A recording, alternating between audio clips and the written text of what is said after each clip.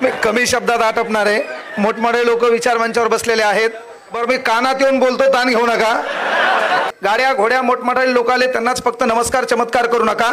फितुराच्या खांद्यावर बसून वाघाची शिकार करता येत नसते. हुशार लोक सहसा एकत्र येत नाहीत. एवढे एकत्र आले म्हणजे साधी गोष्ट नाही. प्रत्येकानं काळजावर दगड ठेवून इथं ऐकायलेत. नमस्कार.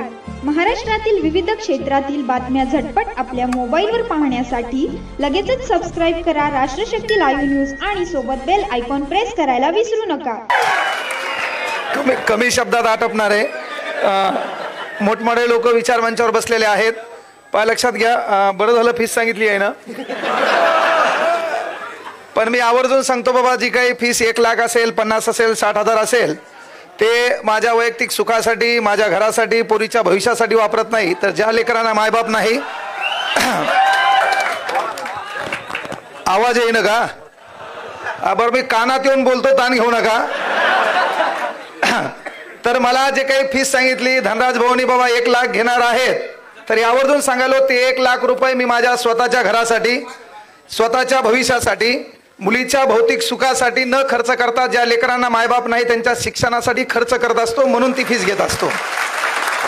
आणि इथून पुढे समाजाचा कुठलाच कार्यक्रम नाही, कुठलाही कार्यक्रम असेल मग सत्कार करा नका करू, एक आवाज द्या, वाघ तिथं मैदानात उभा असेल, हा शब्द इथून द्यायलो.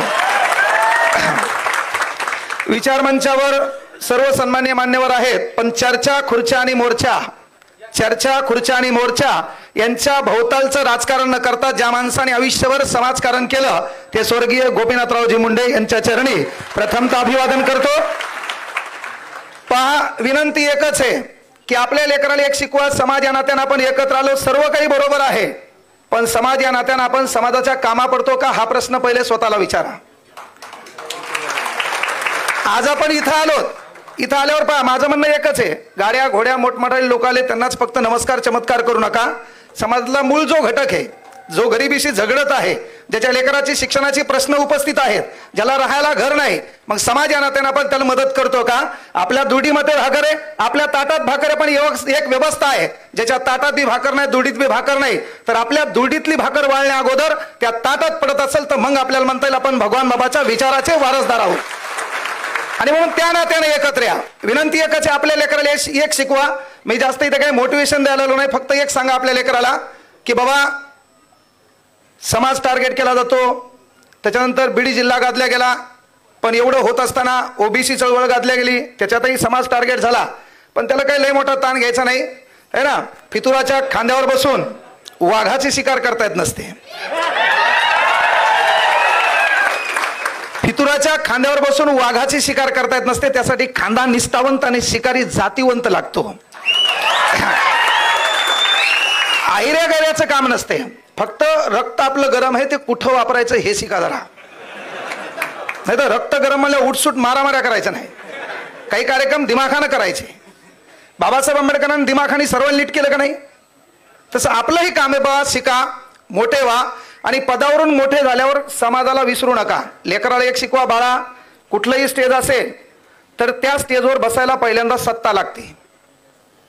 भारतातलं कुठलंही स्टेज असेल तर त्या स्टेजवर बसायला पहिल्यांदा सत्ता लागते. आपल्या प्रत्येकाच्या नशिबात सत्ता येणार नाही.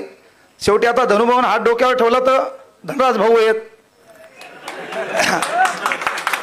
है ना. प्रत्येकाच्या नशिबात, बाकीच्या आता आपले तर वांधे एवढे बेकार आहेत की आपलेच लोक आपल्याला टार्गेट करतात. एखादं जरी म्हणला तर यावर्षी पाहतो नगरपालिकेत बाजूच त्याला डायलॉग हाणते, हा तू,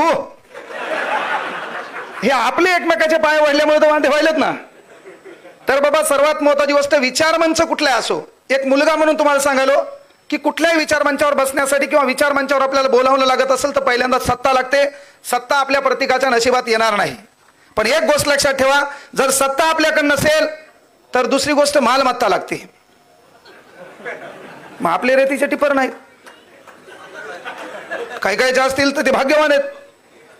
म्हणजे पहिल्यांदा विचार मंचावर बसायला आपल्याकडे सत्ता लागते. सत्ता नसेल तर मालमत्ता लागते. पण आपल्या बापानं लेकराला एक शिकवा, बाळा जरी आपल्याकडे सत्ता नसेल, जरी आपल्याकडे मालमत्ता नसेल तर बुद्धिमत्तेच्या भरोशावर भारतातल्या कुठल्याही स्टेजवर जाता येतं. त्याचं हे उदाहरण आहे.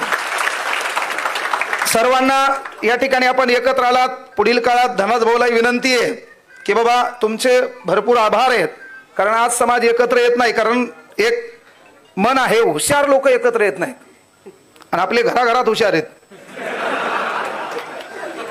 त्यामुळे हुशार लोक सहसा एकत्र येत नाहीत. एवढे एकत्र आले म्हणजे साधी गोष्ट नाही. प्रत्येकानं काळजावर दगड ठेवून इथं ऐकायलेत, काही काही पटणं तरी ऐकायलेत. तर विनंती आहे, समाज या नात्याने एकत्र या.